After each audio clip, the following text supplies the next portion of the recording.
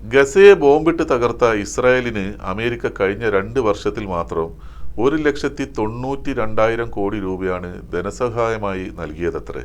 Gaza യുദ്ധം എത്രയും വേഗം അവസാനിപ്പിക്കണമെന്ന് അവർ ദിവസവും ഇസ്രായേലിനോട് ലോകം കേൾക്കെ വിളിച്ചു പറയും.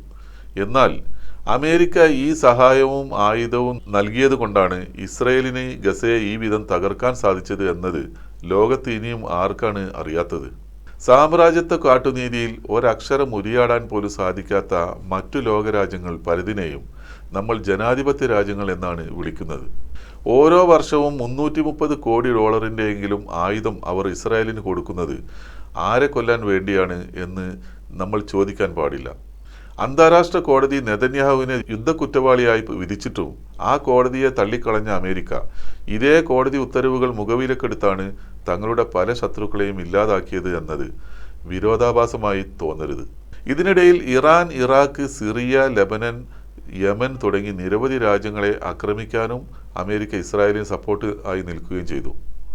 ഇതിലൂടെ ഗസയിൽ പിഞ്ചു കുട്ടികളടക്കം ഏകദേശം 70,000-ഓളം മനുഷ്യരും വെസ്റ്റ് ബാങ്കിൽ 4,000-ഓളം മനുഷ്യരും അടക്കം എണ്ണിയാൽ ഒടുങ്ങാത്ത കൂട്ടക്കുരുതികളാണ് അരങ്ങേറിയത്.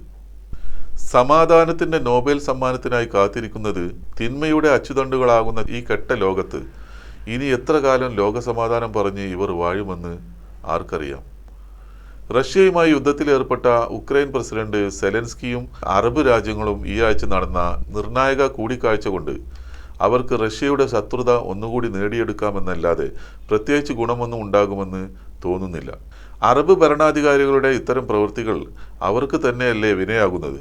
ഇറാനെ റഷ്യ സഹായിക്കുന്നു എന്ന് കുറ്റപ്പെടുത്തുന്ന സെലൻസ്കി അമേരിക്കയുടെയും യൂറോപ്പിൻ്റെയും സഹായത്തോടെയാണ് റഷ്യയെ ആക്രമിക്കുന്നത് എന്നത് എല്ലാവർക്കും അറിയാവുന്ന കാര്യമാണ്. ഇത്തരം കൂടിക്കാഴ്ചകൾ ഈ യുദ്ധത്തിൽ ഇറാനെ നേരിടാൻ അറബ് രാജ്യങ്ങൾക്കുള്ള താല്പര്യം ലോകത്തിന് ബോധ്യപ്പെടുത്തി കൊടുക്കുകയേ ഉള്ളൂ.